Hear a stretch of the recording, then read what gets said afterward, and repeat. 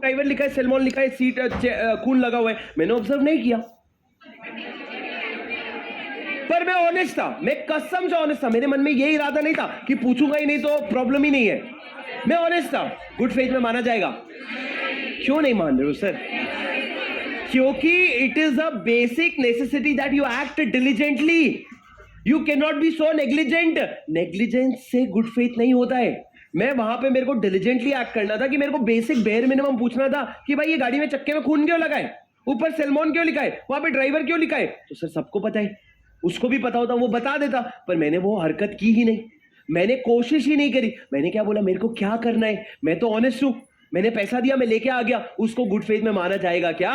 नहीं माना जाएगा। आपने कहा नहीं माना जाएगा, मतलब सर गुड, आपके हिसाब से गुड फेथ होने के लिए ऑनेस्टी होना जरूरी है और डिलीजेंट होना जरूरी है, मतलब नेग्लिजेंस होना नहीं चाहिए, डिलीजेंट। अरे सुन रहे हो क्या सर? मैंने ऊपर क्या लिखा है? इंपॉर्टेंट। मैं आपको मुश्किल से 8 से 9 जगह इस चैप्टर में इंपॉर्टेंट लिखाऊंगा, उसके ऊपर कुछ भी नहीं है, प्लीज समझ लो। ऑनेस्टी होना और डिलीजेंस होना जरूरी है आपके हिसाब से। क्यों? क्योंकि आप सोगा पढ़ के आए हो। सर सोगा में डिलीजेंस था क्या? हाँ सर सोगा में भी डिलीजेंस था। अब लिखो सर गुड फेथ का डेफिनेशन। गुड फेथ का डेफिनेशन लिखो। Good faith, an act shall be deemed to be, बहुत अच्छे हैंडराइटिंग से लिखो please, shall be deemed to be in good faith where it is done honestly, comma, अरे एक second, all the best madam, very proud of you. अच्छे से लिख के आइएगा। कितने दिन तक बीकॉम लिखेंगे आप? आज लास्ट है। अच्छा लिख चुके? EVS, oh my God, oh my God. आराम से लिखना मैडम, डिफिकल्ट हो सकता है। सर क्या लिखा मैंने? ऑनेस्टली, वेदर और नॉट, वेदर और नॉट डन डिलीजेंटली। क्या कहा सर मैंने? वेदर और नॉट डन डिलीजेंटली, मतलब आपका जनरल क्लॉज एक्ट के हिसाब से डिलीजेंस का कोई रेलेवेंस नहीं है। जनरल क्लॉज एक्ट बोलता है तूने देखा चक्के में खून है, तूने देखा सलमान भाई है, तूने देखा ड्राइवर है, पर तूने पूछा नहीं, तूने बस ऑनेस्टली चुपचाप खरीद के लेके आ गया, तो तेरे में गुड फेथ माना जाएगा। सर ये सही है कि गलत है? ये एब्सोल्युटली गलत है, बिकॉज लॉजिकली अगर सोचो तो गुड फेथ के लिए ऑनेस्टी और डिलीजेंस दोनों होना जरूरी है। पर यहां पे क्या है सर? सिर्फ ऑनेस्टी है। कहते डिलीजेंट हो या ना हो उससे फर्क नहीं पड़ता। आगे लिखो। Question of good faith depends on facts and circumstance. Honesty and good faith, question of good faith depends on facts and circumstance of the case. ये किस पे डिपेंड करता है? फैक्ट्स, मतलब केस टू केस बेसिस पे depend करता है कि गुड फेथ में था कि नहीं था। नेक्स्ट लिखो, good faith is defined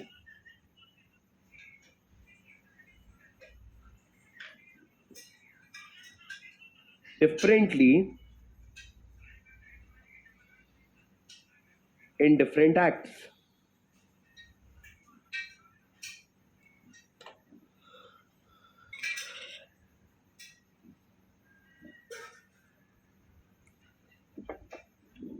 good faith जो है अलग अलग जगह अलग अलग डिफाइंड है।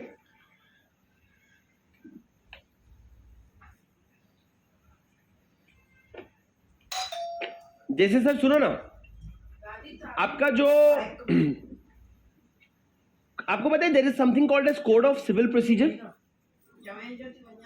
इंडिया में 2 बहुत बड़े कोड है जो अभी चेंज में होने में लगे हुए। ये लिखना मत। There are 2 codes, one is code of civil procedure and one is code of criminal procedure. कि अगर आपने कोई सिविल क्राइम किया है तो आप पे किस तरह का प्रोसीजर चलेगा, और अगर आपने कोई बड़ा क्राइम किया तो आप पे किस तरह का प्रोसीजर चलेगा। ये कहां पे लिखा हुआ है? Code of civil procedure and code of criminal procedure. अब राजा मेरी बात सुनना ध्यान से please please please please please. Sir मैंने ऊपर आपको क्या फ्लॉ बताया, मेरे को बताओ। ये तीनों पॉइंट तो बहुत ईजी है सर। पहला पॉइंट क्या लिखता है?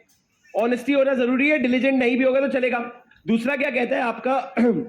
गुड फेथ था कि नहीं था, वो फैक्ट टू फैक्ट्स पे डिपेंड करेगा, केस टू केस बेसिस पे डिपेंड करेगा। और तीसरा क्या कहते हैं, अलग अलग एक्ट में अलग अलग डिफाइन किया गया है। पर मेरा एक सवाल है सर, डिलीजेंस की जरूरत पड़ेगी कि नहीं पड़ेगी?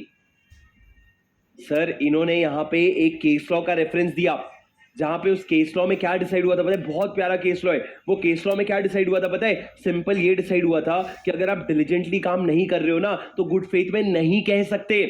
आपके गुड फेथ में होने के लिए डिलीजेंट होना जरूरी है, आप लोगों ने नेग्लिजेंट नहीं हो सकते। मतलब जनरल क्लॉज एक्ट में क्या किया है? Only honesty is enough for good faith. But आप वो केस लॉ जब पढ़ोगे तो वो कहता है डिलीजेंस के बिना सिर्फ ऑनेस्टी से काम नहीं चलेगा। तो जब आप दोनों मिला के पढ़ोगे तो नेट रिजल्ट क्या आता है? Honesty plus diligence is equal to good faith. Honesty कहां से आ रहा है? जनरल क्लॉज एक्ट से। डिलीजेंस कहां से आ रहा है? आपके वो केस लॉ से। सर केस लॉ का नाम लिखो, लिखो माउंग, माउंग आउंग पू। देखो माउंग आउंग पू वर्सेस माउंग सी माउंग। सर केस लॉ का नाम है माउंग आउंग पू वर्सेस माउंग सी माउंग। ये आपके केस लॉ का नाम है। सर ये हमें मजाक करोगे? ऐसे ऐसे केस लॉ के नाम होते हैं क्या सर? केस लॉ का नाम है रामचंद्र, ऐसा कुछ नहीं है, यही केस लॉ का नाम है। क्या है? माउंग आउंग पू वर्सेस माउंग सी माउंग। बोलो एक बार। सर ऐसे आप तो किसी को माउंग आउंग पू बोले, क्या क्या बोला, क्या बोला? हाँ तेरे को ही बोला माउंग आउंग पू। तो बोले क्या बोला? माउसी माउंग। माउसी नहीं रहे, माउंग सी माउंग। सर माउंग सी माउंग, ठीक है। माउंग सी माउंग बोलोगे तो वो थोड़ा पहला वाला ना ऐसे माउंग सी माउंग बोल देना, उसको लगेगा गाली तो दिया है भाई, पक्का गाली दिया है। सर माउंग आउंग पू वर्सेस माउंग सी माउंग में क्या हेल्ड किया था? लिखो, हेल्ड दैट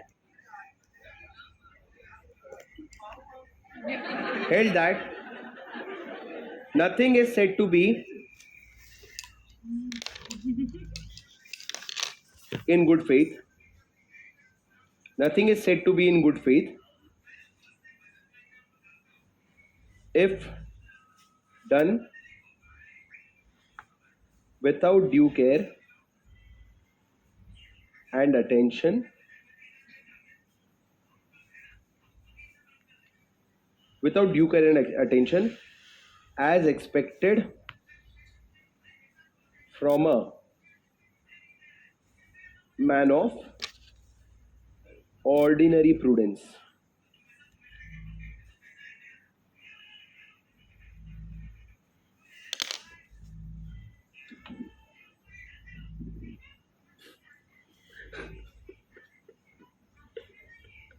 कहता है कि केस लॉ का मतलब कहता है मौसी मोमोस मांग रही है।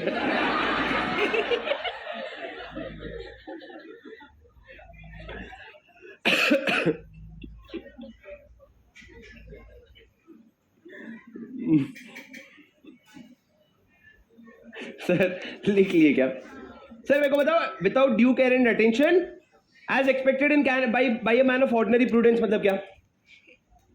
सर अगर आप एक नॉर्मल बेसिक नॉलेज वाले इंसान हो, जैसे कि आप अकाउंट्स में पढ़ते हो ना प्रूडेंस कॉन्सेप्ट, प्रूडेंस कॉन्सेप्ट मतलब क्या? एक लॉजिकल, एक ऑर्डिनरी मैन के बेसिक प्रूडेंस के हिसाब से जो होता है उसको प्रूडेंस कॉन्सेप्ट कहते हैं। आप समझते हो ना प्रूडेंस मतलब क्या?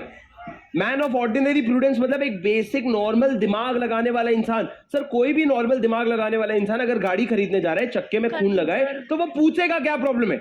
ऐसा नहीं, हम तो नहीं पूछते, हमारे यहाँ रूल है कि खून लगा है चक्के में तो हम नहीं पूछेंगे। तू भैया ordinary man of ordinary prudence नहीं है, तेरा दिमाग आधा दिमाग खराब है तेरा। तो भैया अगर ऑर्डिनरी प्रूडेंस वाले हो तो आप अगर जो भी चीजें करोगे वो आपको करना पड़ेगा, वरना गुड फेथ में नहीं माना जाएगा। तो सर आप ऐसा समराइज कर लो, honesty plus due care is equal to good faith. Sir honesty ऐसा कहां लिखा है? ऑनेस्टी लिखा है आपका जनरल क्लॉज एक्ट में, और ड्यू केयर कहां लिखा है? माउंग आउंग पू वर्सेस माउंग सी माउंग। माउंग आउंग पू वर्सेस माउंग सी माउंग, माउंग नहीं पाउंग, वही सेम। सर समझ लगा है? आगे बढ़े को मराठी में क्या कहते हैं?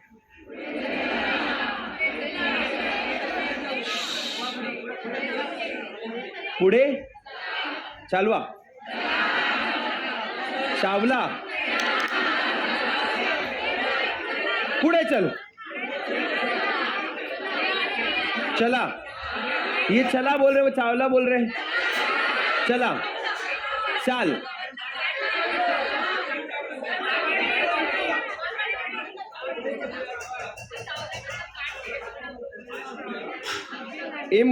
कहते हैं पीयूष चावला।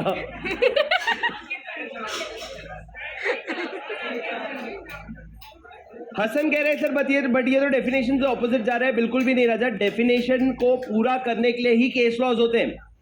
अरे ओ, डेफिनेशन को पूरा करने के लिए ही केस लॉज होते हैं। आप डेफिनेशन को सिर्फ एक्ट को अकेले नहीं पढ़ते, एक्ट को केस लॉज के साथ साथ पढ़ते हो, तो दोनों को जब मिला के पढ़ोगे आपका जवाब क्या आएगा? Honesty plus diligence is equal to good faith. Sir लिखो आप अगला definition, immovable property. Sir the most important definition again, immovable property मतलब क्या होता है? सर लिखो इमूवेबल प्रॉपर्टी इंक्लूड्स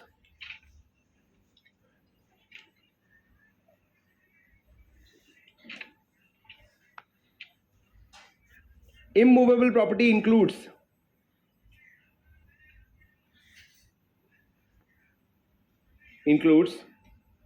पहला लैंड, दूसरा लिखो बेनिफिट्स टू अराइज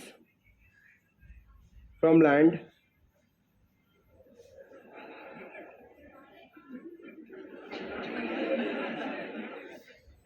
एक काम करो, benefits to arise out of land लिखो।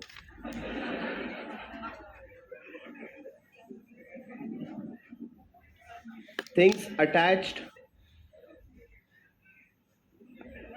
to earth, things permanently fastened to anything attached to earth। ये रावण जैसे हंसना बंद करके पढ़ाई करो, ठीक है?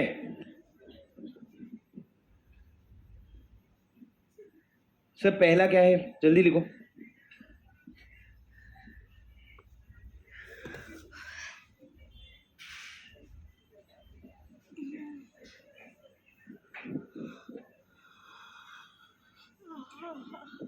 सर क्या कहा मैंने? इमूवेबल प्रॉपर्टी इंक्लूड्स, प्लीज मेरी बात ध्यान से सुनना। सबसे पहला सर लैंड, मेरी बात सुनो, जमीन इमूवेबल प्रॉपर्टी। सर हमारा डेफिनेशन नहीं इमूवेबल प्रॉपर्टी का, बिल्डिंग हो गया, लैंड हो गया, ऐसा नहीं। इन्होंने क्या लिखा? सबसे पहले जमीन, फिर इन्होंने लिखा benefits to arise out of land.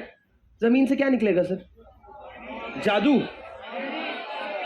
Crops, trees. Sir एक बार सोचो जरा, क्या ट्रीज वगैरह मूवेबल है कि इमूवेबल है? सोचो, ट्रीज वगैरह मूवेबल है कि इमूवेबल है? सर ट्रीज जो होते हैं वो कैसी बात है, सोच भी कैसे रहे हो, मूवेबल है। वो क्या है सर? इमूवेबल है। फट जाएगी तुम्हारी, मूव करने लग जाएगा पेड़। तो बोले अरे तू तो कल वहां था, यहां कैसे आ गया? भैया सुनो, ट्रीज जो होते हैं वो इमूवेबल होते हैं, पर सुनना सर, ट्रीज के अगर ब्रांचेस को काट दिए तो वो क्या बन गए? टिम्बर। टिम्बर क्या है? मूवेबल। टिम्बर, कटे हुए पेड़ जो होते हैं वो टिम्बर, वो मूवेबल होते हैं, पर अदर देन दैट जो पेड़ अटैच्ड होता है धरती से उसको हम क्या कहते हैं? इमूवेबल कहते हैं। तो सर यहाँ पे benefits to arise out of land में हो गया एग्जांपल ट्रीज। उसके बाद बोलो sir things attached to earth. Sir things become, sir मेरी बात सुनो ना राजा, hello sir. Things attached to earth मतलब ये बिल्डिंग, ये बिल्डिंग जो है ये this is attached to earth, और ये अर्थ से ऐसा डिसमेंटल नहीं हो सकता। मतलब ऐसा नहीं कि इसको अलग कर दिए धरती से। आप जब थिंग्स अटैच्ड टू अर्थ बोलोगे तो इसमें क्या आ जाएगा? Example building. आपका बिल्डिंग क्या हो गया? आपका बिल्डिंग इमूवेबल प्रॉपर्टी हो गया। उसके बाद दिखा things permanently fastened to anything attached to the earth. मतलब क्या सर? मतलब सर धरती से जुड़ा हुआ ये बिल्डिंग है। मान लो ये बिल्डिंग की दीवारें टूट नहीं सकती, अब इस दीवारों से मैंने कुछ ऐसा अटैच कर दिया जिसको हम डिटैच नहीं कर सकते। मतलब जैसे कि धरती से ये बिल्डिंग डिटैच नहीं कर सकते, वैसे इस बिल्डिंग से मैंने कोई ऐसी चीज अटैच कर दी जिसको डिटैच। सर वैसे तो सब कुछ डिटैचेबल होता है, वैसे तो सब कुछ डिटैचेबल होता है, पर मान लो आपने कोई ऐसा कंस्ट्रक्शन कर दिया इस बिल्डिंग में जिसको आप इस बिल्डिंग से डिटैच नहीं कर सकते, नहीं हट। जैसे ये सब सर जितनी भी चीजें लगी है एवरीथिंग इज डिटैचेबल। पर अगर आपने कोई ऐसा कंस्ट्रक्शन कर दिया जिसको डिटैच नहीं कर सकते, तो वो क्या बन जाएगा? Things permanently fastened to anything attach to that. Sir you समझो, फॉर एग्जाम्पल यू समझो कि धरती से जुड़ा हुआ एक पोल है। पोल इतना नीचे गया है कि पोल को आप उखाड़ नहीं सकते, और इतना पुराना हो गया अब वो हट नहीं सकता। वो क्या बन गया? Immovable property. अब सर उस पोल से आपने एक गाय को बांध दिया, और जो रस्सी से बांधे हो ना, वो रस्सी ना तो टूट सकता है ना निकल सकता है। तो भैया अगर आपने इस तरीके से उसको बांध दिया, तो वो भी क्या हो जाएगा? A thing which is attached to something which is permanently attached to the earth. तो ये पूरा क्या हो जाएगा? Immovable property. मतलब बेसिक है सर, जमीन से कुछ अगर उग रहा है, जमीन में अगर कुछ अटैच्ड है, और या जमीन से जो अटैच्ड है उससे अगर कुछ परमानेंटली फास्टेंड है, तो ये सारा आपके इमूवेबल प्रॉपर्टी के डेफिनेशन में आ जाएगा। Very important. सबसे पहला sir land, benefit to arise out of land, things attached to earth, और चौथा things permanently fastened to anything attached to the earth. Sir समझे क्या? क्यों तुमको समझ आ रहा है हम ये सब लास्ट में क्यों पढ़ते हैं? ताकि तुम भग ना जाओ, मैं नहीं करूंगा, एंटर नहीं करूंगा, एंटर। ये सब आसान, एकदम आसान बोले, लास्ट में हल्के हल्के ढीले ढीले पढ़ लेंगे आराम से। ये लोग अब हमको इमूवेबल प्रॉपर्टी पढ़ाएंगे, और वो भी ऐसा। क्या बोलते हैं? Land benefit. सर ऐसा ऐसा कर लो, एग्जाम में लैंग्वेज लिख के आओगे तो 4 मिलेंगे, लैंड लिख के आओगे तो 4 में से आधा नंबर देगा। आधा नंबर 1 1 1.5, आधा 1 1 1.5। तो ये 4 मार्क्स का क्वेश्चन होगा। तुम लिखोगे land, benefits to arise out of land, things attached to earth, anything permanently fastened to things attached to earth. हाँ, करते हैं डिस्कस। क्या कहा सर? Water bodies. सर मेरे को तो वाटर बॉडीज, पानियां जो है, पानी, नदियां, पानी और नदियां मिलकर के पानियां हो गया। सुनो सर, मेरे को बताओ, नदियां जो है वो क्या इमूवेबल प्रॉपर्टी होगी? सोचो, बहते हुए पानी को आप क्या बोल रहे हो? इमूवेबल। हाँ सर बोलो ना, क्या होगा? सर देखो एक बात बताओ। अच्छा सीक्वेंस में जाते, पहले मेरे को बताओ ट्रीज क्या है, लिखते जाओ। पहले मेरे को बताओ एग्जांपल में ट्रीज क्या है। ट्रीज को मैं क्या बोलूंगा? Immovable property. पर ट्रीज को अगर आपने कट कर दिया तो वो क्या बन जाएगा? टिम्बर। टिम्बर क्या बन जाएगा सर? Movable property. टिम्बर क्या बन जाएगा? Movable property. इस पे क्वेश्चन आएगा राजा, ध्यान से लिख लो। सर मेरे को बताओ, अगर ये एक पॉइंट ए है और एक पॉइंट बी है, इन दोनों के बीच में मैंने क्या बनाया? Access road. क्या बनाया? Access road. होते हैं ना सर बहुत सारे बड़े बड़े जो फैक्ट्रीज होते हैं, तो मान लो 3 अलग अलग फैक्ट्रीज एक ही बहुत बड़े जमीन के अंदर है, तो एक फैक्ट्री से दूसरे फैक्ट्री में आने के लिए क्या बनाते हैं? वो एक्सेस रोड। सर वो एक्सेस रोड मूवेबल है कि इमूवेबल है? बोले सर उसी पे तो गाड़ी चलती है। मूवेबल। सर आपका लिखो right of way to access. Right of way to access मतलब इसको हम कहते हैं एक्सेस रोड। या ये क्या हो गया? ये इमूवेबल प्रॉपर्टी हो गया। क्या हो गया? इमूवेबल प्रॉपर्टी हो गया। सर उसी रोड के बाजू में बहता हुआ एक नाला है, क्या है? ड्रेनेज। रोड के बाजू में बहता हुआ नाला है। सर वो मूवेबल है कि इमूवेबल? सर नाले के अंदर पानी बह रहा है सर, मूव हो रहा है, नाला थोड़ी ना मूव हो रहा है। तो सर राइट टू लिखो, right to drainage of water लिखो इमूवेबल प्रॉपर्टी। उसके ऊपर लिखो नॉट, रेड पेन से। उसके ऊपर क्या लिखोगे? नॉट, रेड पेन से। मतलब वो इमूवेबल नहीं है। सर आपका एक्सेस रोड मूवेबल है, इमूवेबल है, पर आपका नाली इमूवेबल नहीं है। क्यों सर? जो बनाया उनसे पूछो। अंग्रेज छोड़ गए, हमारे लिए ये छोड़ गए, और ये तो छोड़ के गए, ज्यादा नहीं बोलूंगा, ये तो छोड़ के गए, हमारा आईसीआई इसको छोड़ ही नहीं रहा है। उसके वजह से सर हमारी बैंड बज रही है। मेरे को ये शांतता ठेवा। अरे वही रे, तुम बड़े इतने पॉजिटिव हो। इंग्लिश में तुम लीन की लायन कर दोगे, वो चलता है तुमको, पर मराठी का नहीं होना चाहिए। सर पढ़ो। सर अगर एक मशीन है which is fixed to soil, sir जैसे वो नहीं होता, वो आपका मशीन जो पानी के अंदर, रिवर बेड के अंदर जाता है, सी बेड के अंदर, और वहां से ऑयल एक्सट्रैक्ट करता है, वो सब क्या बन जाएगा sir? It will become immovable property. वो बन जाएगा इमूवेबल प्रॉपर्टी। सर आपके जो स्टैंडिंग क्रॉप्स होते हैं वो बन जाएगा इमूवेबल प्रॉपर्टी। क्रॉप्स तो भाई गोली बेटा, किम जोंग उन, मोमोस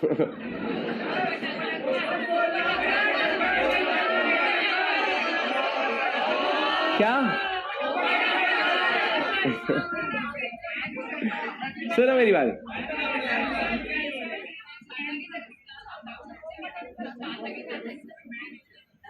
आगे के जो तुम 4 लोग हो, तुम लोग पूरे क्लास का न्यूसेंस लाके मेरे को देते हो, पता है? उसकी आवाज मेरे तक ना भी पहुंचे, सर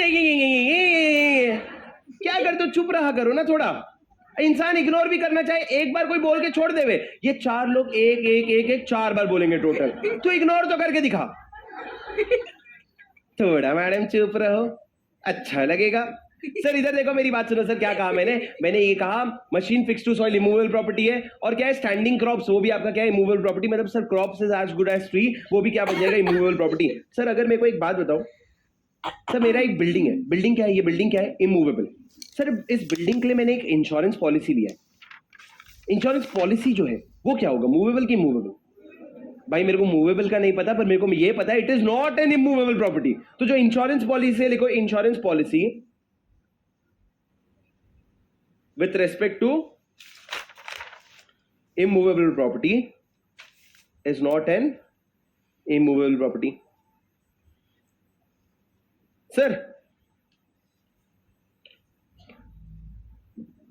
एक ना बहुत फालतू सा केस लॉ था, वापस हमारे proud to be an Odisha से होने का बहुत गर्व होते हुए मैं आपको बोल रहा हूँ, ओडिशा का एक और केस लॉ था जहाँ पे क्या सर, उड़ीसा में आपको पता है मछली फिशिंग बहुत ज्यादा होती है, मछली पकड़ते हैं, मछली वहां पे बहुत सारे, वो उनका बहुत एक मेजर सोर्स ऑफ बिजनेस है। अब मेरे को एक बात बताओ सर, एक सवाल उठा, पता नहीं क्यों, ये सवाल कौन उठाता है और ये जवाब कौन देता है, ना हम जानते हैं ना हम जानने की इच्छा रखते हैं। पर एक सवाल उठा था कि एक फिशरमैन है, उसके पास एक अधिकार है। क्या अधिकार? Right to catch fish. सही बोला भाई ने, तुक्के में सही बोला क्या? मछली पकड़ने का अधिकार है उसके पास, कि उसको परमिशन मिल रखा है कि तू जा करके मछलियां पकड़ सकता है। सर ये जो right to catch a fish है, ये बेसिक सा सवाल है सर, क्या ये मूवेबल प्रॉपर्टी है कि नहीं है सर? राइट टू कैच, तुम मूवेबल मत बोलो, मैंने क्या सिखाया ऊपर, तुम बोलो इमूवेबल है कि इमूवेबल नहीं है। तुम मूवेबल क्या बोलोगे? राइट टू कैच, मेरा राइट्स खिसक रहा है देख। सॉरी भाई, तुम क्या बोलोगे मेरे को बस ये बताओ, इमूवेबल है कि नहीं है? Right to catch a fish, एक फिशरमैन है, उसका मछली पकड़ने का अधिकार है। वो अधिकार जो है वो इमूवेबल है कि इमूवेबल है कि नॉट इमूवेबल है? Sir it is, of course it is so logical, it is immovable property. क्या बोला इन्होंने? लिखो एक बार, लिखो पहले। इन्होंने कहा राइट टू कैच और carry a fish is an immovable property. Land नहीं है, benefit arising out of land, it is a benefit. ना तो धरती होती, धरती नहीं होता तो पानी नहीं होता, पानी नहीं होता तो मछली नहीं होता, मछली नहीं होता तो मैं पकड़ता नहीं। सर हम प्रो केस लॉ कहां का है? लिखो लिखो, अरे Anand Behera, Anand Behera versus state of Odisha. किसी ने पूछा आपका देश आपका स्टेट तरक्की क्यों नहीं कर रहा? मेरे को समझ नहीं आ रहा क्यों नहीं कर रहा। क्योंकि सर हमारे स्टेट का एक इंसान हमारे स्टेट को जाके पूछता है कि मेरे मछली पकड़ने का अधिकार इमूवेबल है क्या? वो तो ठीक था, वो कहता है हाँ इमूवेबल है। हमारा स्टेट कहता है कि तेरा जो मछली पकड़ने का अधिकार है, अगर जमीन ना होता तो वो अधिकार भी ना होता। उस हिसाब से तो हम भी इमूवेबल हो गए, जमीन ना होता तो चलते किस पे? हाँ सर ये क्या है? ये इन्होंने, सर देखो इसमें आगे लिख लो, इलॉजिकल है पर अपना है। बस ज्यादा बहस करोगे तो अगली बार आइए फिर परेशान करेगा। चुपचाप बोले हाँ हाँ हाँ। मछली पकड़ने का अधिकार क्या है? इमूवेबल। क्यों? पानी बहता है, देखो पानी बहता है, मछली भी बहता है, movable movable, set of immovable.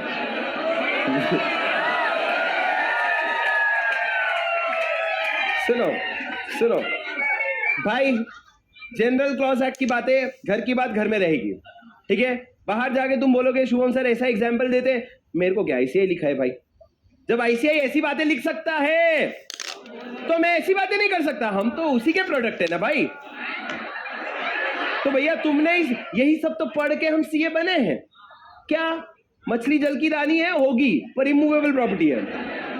बहती हुई मछली इमूवेबल प्रॉपर्टी है, उसको पकड़ने का अधिकार इमूवेबल प्रॉपर्टी है। लैंड तो तुम लोग लिख सकते हो लैंड क्रॉस मछली इमूवेबल प्रॉपर्टी है। बाकी लोग बोलेंगे क्या कर रहे हैं सीए वाले, पागल हो गएंगे, बोलना हाँ तेरे को क्या पता, Anand Behera versus state of Odisha. और ज्यादा बोलेगा तो तुम उसको माउंग सी पाउंग भी सुना देना, ठीक है। सुनो सर, अब हम पढ़ेंगे इम्प्रिजनमेंट का मतलब क्या होता है। सर इम्प्रिजनमेंट जो होता है ना, वो दो होता है, या तो सिंपल होता है या रिगरस होता है। सर सिंपल इम्प्रिजनमेंट मतलब बेसिक आपको जेल में डाल दिया, रिगरस मतलब क्या, काला पानी की सजा। सर आप लोगों को पता है जैसे मनी लॉन्ड्रिंग वगैरह करते हो क्या, मनी लॉन्ड्रिंग, तुम पहले का मनी भी सुनो, क्या कहते हैं मनी लॉन्ड्रिंग। अगर आप मनी लॉन्ड्रिंग मतलब पैसा घुमाने का काम करते हो तो भैया आपको इम्प्रिजनमेंट नहीं होता, आपको रिगरस इम्प्रिजनमेंट होता है। कंपनीज एक्ट में कहीं पे भी आपने रिगरस इम्प्रिजनमेंट नहीं देखा, पर PMLA prevention of money laundering act, money laundering के क्राइम में पकड़े जाते हो ना तो रिगरस इम्प्रिजनमेंट होता है, मतलब काला पानी की सजा बोलते हैं। पर सिंपल और रिगरस इम्प्रिजनमेंट में फर्क क्या होता है सर? सिंपल इम्प्रिजनमेंट मतलब जेल में डाल देंगे, थोड़ा मोड़ा काम करवाएंगे, पर रिगरस इम्प्रिजनमेंट में तुमसे काम बहुत ज्यादा करवाते हैं। आपको पता है ना, जब जेल के अंदर जाते हो तो बैठ के खाना नहीं मिलता, तो हमारा 70% आबादी घुस जाएगा, बोलेगा मेरे को अंदर जाके काम करना पड़ता है। तो जब अंदर जाके आप काम बहुत ज्यादा, अगर आप रिग्रेस इम्प्रिजनमेंट हुई है ना तो आपसे बहुत अत्याचार होगा। ऐसे सुबह 4 बजे उठा रहे हैं, काम करवा रहे हैं, रात को 11 बजे सोने भेज रहे हैं, तो वो सब टॉर्चर बहुत होता है अगर आप रिग्रेस इम्प्रिजनमेंट में गए हो तो। सर ये हो गया इम्प्रिजनमेंट। आगे पढ़ो, वेरी इजी, मूवेबल प्रॉपर्टी। अब देखना ये लोग बोलेंगे building is a movable property, बोलेंगे हाँ, बोलेंगे मछली is an immovable property but the water is movable. पढ़ो रे, एनी प्रॉपर्टी एक्सेप्ट आईपी। ओ हो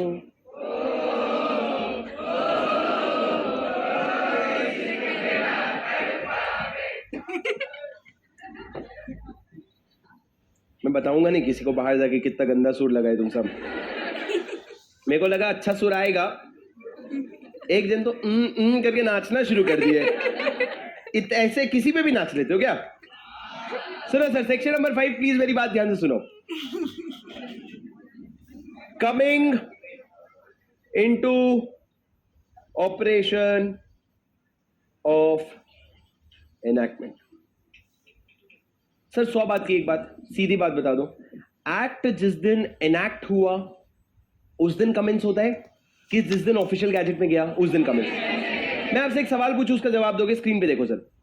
सर अगर 1 जनवरी 2025 को, मैं ऑरेंज पेन से लिखता हूं, 1 जनवरी 2025 को अगर क्या हुआ है, 1 जनवरी 2025 को क्या हुआ है, अगर पार्लियामेंट में अप्रूव हुआ है, ठीक है, प्रेसिडेंट ने अप्रूव कर दिया, क्या मिल गया? प्रेसिडेंट का एसेंट मिल गया, ठीक है। सर आपने 15 जनवरी 2025 को आपने क्या कर दिया, 15 को आपने ऑफिशियल गैजेट में अप्रूव पब्लिश कर दिया। और सर आपने जब ऑफिशियल गैजेट में पब्लिश किया ना तो आपने वहां पे लिखा कि हम अभी से आपको ये एक्ट बता रहे हैं, पर ये एप्लीकेबल 1 अप्रैल 2025 से होगा।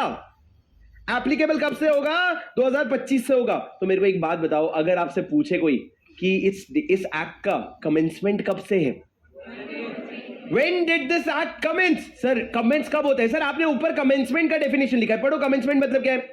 कमेंसमेंट मतलब date of coming into force. कहां लिखा है सर कमेंसमेंट? ये रहा, date on which act comes into force. Sir यहां मेरे एग्जांपल में एक्ट फोर्स में कब आया? 1 अप्रैल 2025 को। तो सर आप बोलोगे act is set to be commenced on this date, पर मान लो सर आपने ऑफिशियल गैजेट में डाला पर आपने कोई डेट ही नहीं बताया, आपने ऑफिशियल गैजेट में डाला पर कोई डेट ही नहीं बताया, तो कब से कमेंस होगा? प्रेसिडेंट के एसेंट से। नहीं सर, आपका कमेंस होगा ऑफिशियल गैजेट वाले डेट से। मतलब मैं क्या कह रहा हूं कि आप कमेंस कब से होता है? The date of notification in the official gazette or the date mentioned in the notification, whichever is later. अरे of course whichever is later ना। तू अगर 15 तारीख को डाल के बोल देगा कि ये एक्ट जो है ना ये 1 दिसंबर 2024 से अप्लाई होना चाहिए था, तो पागल है क्या? पुरानी बातें कैसे कर रहे? तू प्रोस्पेक्टिव बातें कर, रेट्रोस्पेक्टिव नहीं बोल सकता। तो भैया मैं ये कह रहा हूं date of publishing in the official gazette or date mentioned in the notification whichever is later. लिखो सर आगे। Act shall come into operation on the, ये रेड पेन से लिखना, specified date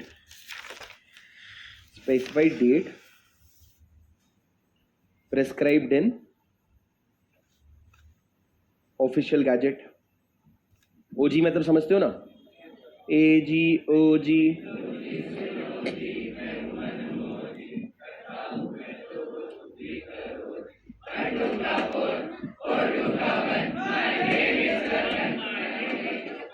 चलो गुड ब्रेक, आगे का line लिखो।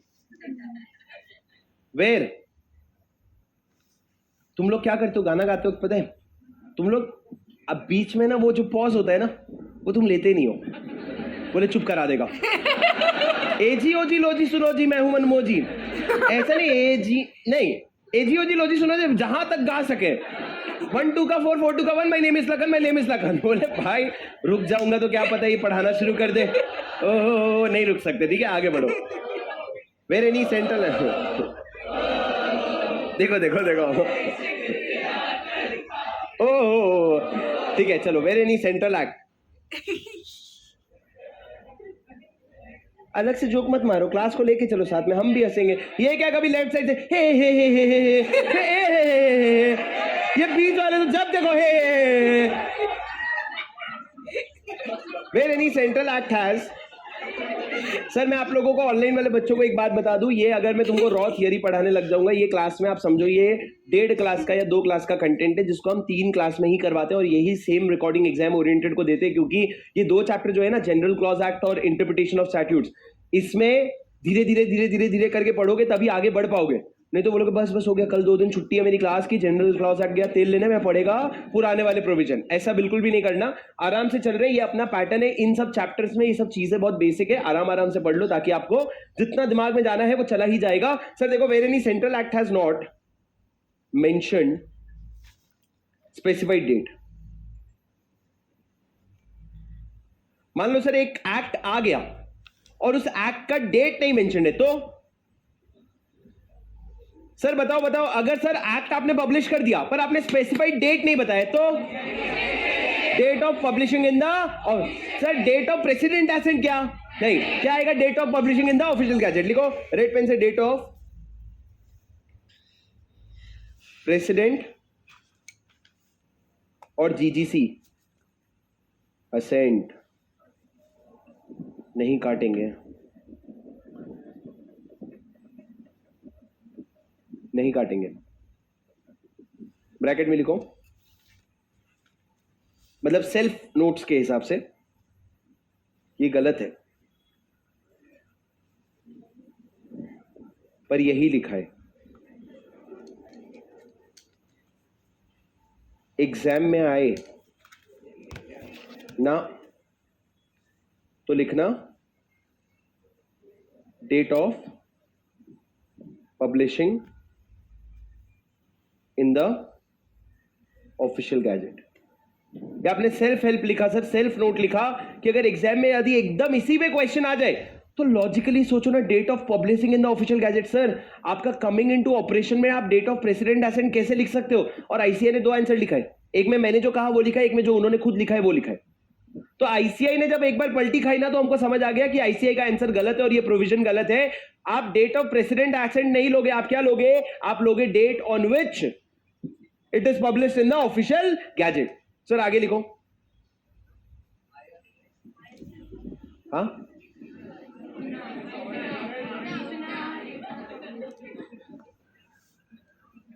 जो समझ आए लिख लो भाई।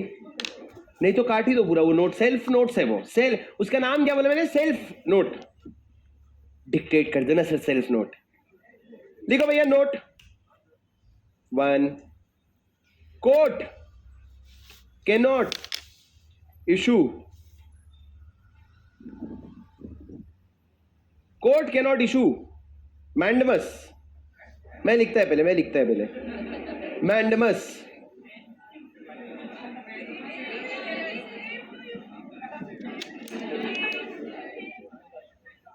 Court cannot issue mandamus compelling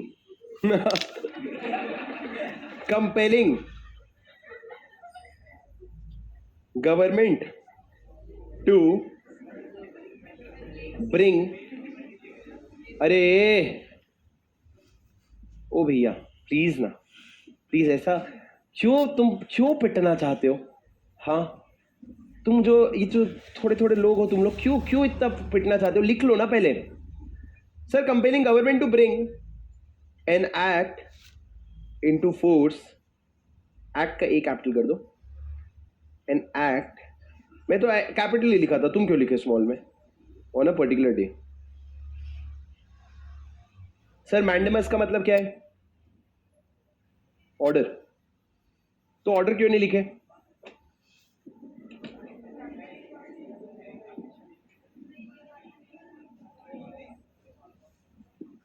हमारी यूएसपी यही है क्या कि हम सीधी बात सीधी करते ही नहीं है, कैसे करें, क्यों करें? सर क्या लिखा है? Government to bring an act into force on a particular day. Sir क्या लिखा है? Court cannot issue mandamus. सुनो ए सुनो, कोर्ट मतलब sir high court, supreme court. अगर मान लो फॉर एग्जाम्पल अभी समझना कि आपका कोड ऑफ सिविल प्रोसीजर जो है गवर्नमेंट नया वाला बना रहा है, मान लो धीरे धीरे लोकसभा राज्यसभा पार्लियामेंट अप्रूव कर देगा, पार्लियामेंट अप्रूव होने के बाद प्रेसिडेंट का साइन आ जाएगा, प्रेसिडेंट का साइन आने के बाद सेंट्रल गवर्नमेंट के ऊपर होता है कि वो ऑफिशियल गैजेट में कब डाले। तो सर कोर्ट उसको फोर्स नहीं कर सकता कि भाई तू इस दिन ऑफिशियल गैजेट में डाल देना, नहीं भैया ये किसका पावर है? सेंट्रल गवर्नमेंट का है। उसको कोर्ट ये ऑर्डर नहीं दे सकता कि तू इस पर्टिकुलर डे पे ये वाले एक्ट को फोर्स में ले आना, कोर्ट का इसमें राइट नहीं है। पर एक बात समझना सर, अगर मान लो एक एक्ट है जिसको प्रेसिडेंट का एसेंट मिल गया, प्रेसिडेंट का एसेंट मतलब क्या? एक्ट अप्रूव हो गया सर, अभी उसके लॉजिकली कुछ समय के बाद आपको ऑफिशियल गैजेट में डाल देना चाहिए। लॉजिकली मतलब 1 महीना 2 महीना 3 महीना 4 महीना जो भी तुमको ठीक लगे। पर सर 5 साल हो गए, अगर कोई एक्ट ऐसा है जो असेंट मिल गया है पर अभी तक ऑफिशियल गैजेट में नहीं आया, कितना समय हो गया? 5 साल। तो यहां पे कोर्ट का एक छोटा सा पावर है कि वो तुमको ऑर्डर देके पूछ सकता है कि भाई क्या हो गया, क्यों तू उसको पावर में नहीं ला रहे, क्योंकि तूने अप्रूव क्यों करवाया? अगर तेरे को उसको क्या नहीं करना था, नोटिफाई नहीं करना था। तो मेरी बात सुन पा रहे हो क्या? कोर्ट तुमको फोर्स नहीं कर सकता कि इस दिन तुमको क्या करना है, उसको पावर में लाना है। पर कोर्ट तुमसे यह जरूर पूछ सकता है कि भाई एक्ट को असेंट मिले कितना टाइम हो गया, तूने अभी तक इसको क्या नहीं किया है, ऑफिशियल गैजेट में क्यों नहीं डाला है? सर लिखो point number 2, if sufficient time has lapsed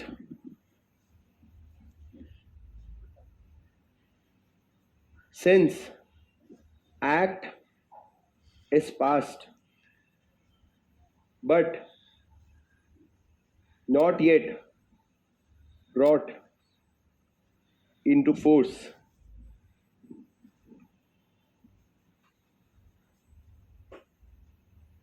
court में ब्रैकेट में लिखो via writ direct the government to consider the same, कि गवर्नमेंट तू जरा देख ले भाई, बहुत समय हो गया एक्ट को पास हुए, क्या तू उसको फोर्स में लाना चाहता है? एक बार प्लीज तू उसको देख ले। सर समझे क्या? अगर आपके कोर्ट को, अगर आपका एक्ट को पास हुए बहुत समय हो चुका है पर अभी तक फोर्स, सर एक चीज समझना, हेलो सर, ऊपर इन्होंने ब्रॉट टू फोर्स का मतलब क्या लिखा कि या तो जब ऑफिशियल गैजेट का डेट मेंशन होता है, स्पेसिफाइड डेट, और अगर नहीं है तो डेट जिस दिन वो क्या हुआ है, प्रेसिडेंट का एसेंट मिला है। पर यहां पे क्या कहते हैं, अगर प्रेसिडेंट का एसेंट मिलने के बाद अगर उसको फोर्स में लाने में गैप है, अरे पर ऊपर तूने क्या बोला, प्रेसिडेंट का एसेंट मिलने से फोर्स में आ जाता है ना, तो वो अपनी ही बातों को कॉन्ट्राडिक्ट कर रहे हैं। पर सर आप बेसिक चीज समझो कि अगर एक्ट अप्रूव हो गया पर अभी तक फोर्स में नहीं आया है तो कोर्ट आपसे सवाल पूछ सकता है, भाई जरा देख लेना, बहुत समय हो चुका है, तो अभी एक बार कंसिडर कर ले, इसको फोर्स में ले आता हूं। अरे सुन रहे हो क्या सर? लिखो third point, law takes no cognizance of fraction of days.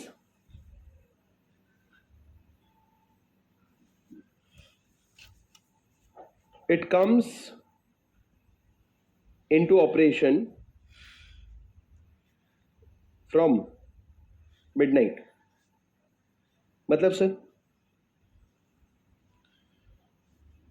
Sir अगर आपने कहा कि एक एक्ट 1 अप्रैल 2025 से एप्लीकेबल है, तो क्या आप ये बोलोगे 1 अप्रैल को सुबह 11 बजे से एप्लीकेबल है या दोपहर को 3 बजे से एप्लीकेबल है? सर आप फ्रैक्शन ऑफ डे को समझते ही नहीं हो। अगर 1 अप्रैल से एप्लीकेबल है मतलब क्या, 1 अप्रैल के सुबह के 0000 AM जो है, जो रात के 12 बजते हैं ना, उस समय से एप्लीकेबल हो जाते हैं। तुम ये समझ लो 1 अप्रैल को एक्ट का बर्थडे, तो बर्थडे कब विश करोगे? 31 रात को। तो भैया वही करना है आपको, ये समझना है कि 31 रात को ही क्या हो गया, वो एक्ट पावर में आ गया। भले उन्होंने 1 अप्रैल को दोपहर को अपलोड किया हो, ऑफिशियल गैजेट में मान लो दोपहर को भी अपलोड किया हो, पर अगर कह दिया ना कि 1 अप्रैल से एप्लीकेबल है, मतलब वो 1 अप्रैल फुल डे से एप्लीकेबल है, कोई फ्रैक्शन ऑफ डे को आप कंसिडर नहीं करोगे। सर ये सब जो छोटे छोटे एग्जाम्पल्स है ना, ये आपको बहुत लॉन्ग टर्म याद रहेंगे। ये जो एग्जाम्पल्स है ना, छोटी छोटी बातें, जैसे कि ये आपको एग्जाम में भी ट्रिगर कर जाएगा। जैसे कि अगर मैं आपको आ गया कि 1 अप्रैल को एक्ट आया है, at what time will it be applicable, तो आपको ये छोटी छोटी बातें याद आ जाएगी कि बर्थडे कब विश करते हैं, एक दिन पहले रात को। तो ये रात को जो विश करते हैं, वैसे ही एक्ट भी जो है एक दिन पहले रात को पावर में आ जाता है, from applicable from midnight. Last point लिखो sir, law is applicable prospectively. कैसा एप्लीकेबल है? Prospectively, unless otherwise provided. मतलब सर जनरली लॉ कैसे अप्लाई होता है? प्रोस्पेक्टिवली ही अप्लाई होता है। अरे हाँ कि नहीं? मतलब फ्यूचरिस्टिक पॉइंट ऑफ व्यू से अप्लाई होता है, वो रेट्रोस्पेक्टिवली अप्लाई नहीं होता है, अनलेस प्रोवाइडेड।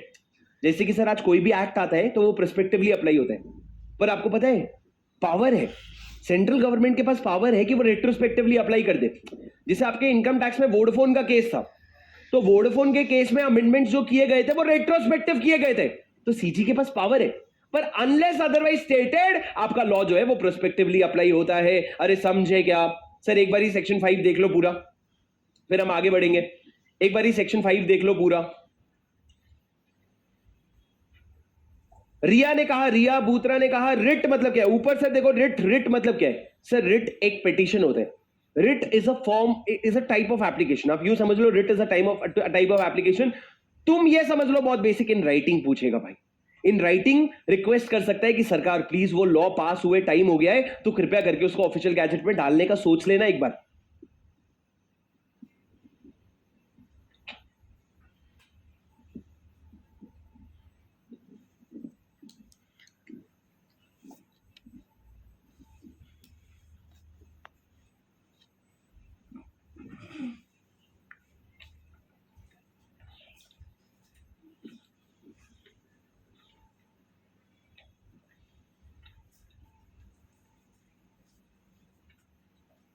सर समझे क्या?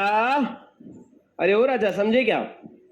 राजा बहुत प्यारे नोट्स बन रहे हैं मेरे को जैसा दिख रहा है। आई रियली होप आपको ना एग्जाम के पहले रिवीजन में बिल्कुल भी वो बहुत ज़्यादा परेशानी नहीं जाएगी। और सुनो ना, आज पहली बार पढ़ रहे हो, ये सब माउंग सियाउंग माउंग पाउंग जो भी है, ये सब आपका आगे धीरे धीरे चल के आपको कंट्रोल आ जाएगा। Please realise that you are studying it for the first time. आप सारी चीजें एक बार ध्यान से देख रहे हो, समझ रहे हो कहाँ गड़बड़ है, समझ रहे हो क्या प्रॉब्लम्स है। जैसे कि फिश का है, राइट टू कैच और कैरी फिश, ये मूवेबल प्रॉपर्टी बोल दिया, ठीक है, आपको एक समझ आ गया कि यहाँ पे गड़बड़ है। अब तुमको हमेशा के लिए ये याद रहेगा, जब आप फिश वाला पॉइंट देखोगे ना, आपको ट्रिगर करेगा कुछ तो यहाँ पे लोचा था। तो तुम ये समझो, you are just reading it for the first time, और आपको कॉन्फिडेंस कब आएगा जब हम लोग क्लास के 5 मिनट में माइंड मैपिंग करेंगे, पूरा प्रोविजन जो है रिवाइज करेंगे। आगे बढ़ते हैं सर, हेडिंग डालो रिपील। आज का बस लास्ट कॉन्सेप्ट, रिपील का कॉन्सेप्ट नहीं, लास्ट नहीं, इसके बारे में नहीं है यार, मत करो यार, ये प्रोविजन का खींचने का कोई फायदा ही नहीं है। ये प्रोविजन का मैं तुमको बताऊं, खींचने से अच्छा लिख लेंगे फटाफट, समझ लेंगे फटाफट, उसके बाद 2 बार एक्स्ट्रा रिवाइज कर लेंगे। That will give you more control on this provision. Repeal, sir repeal मतलब बता सकते हैं? Section number 6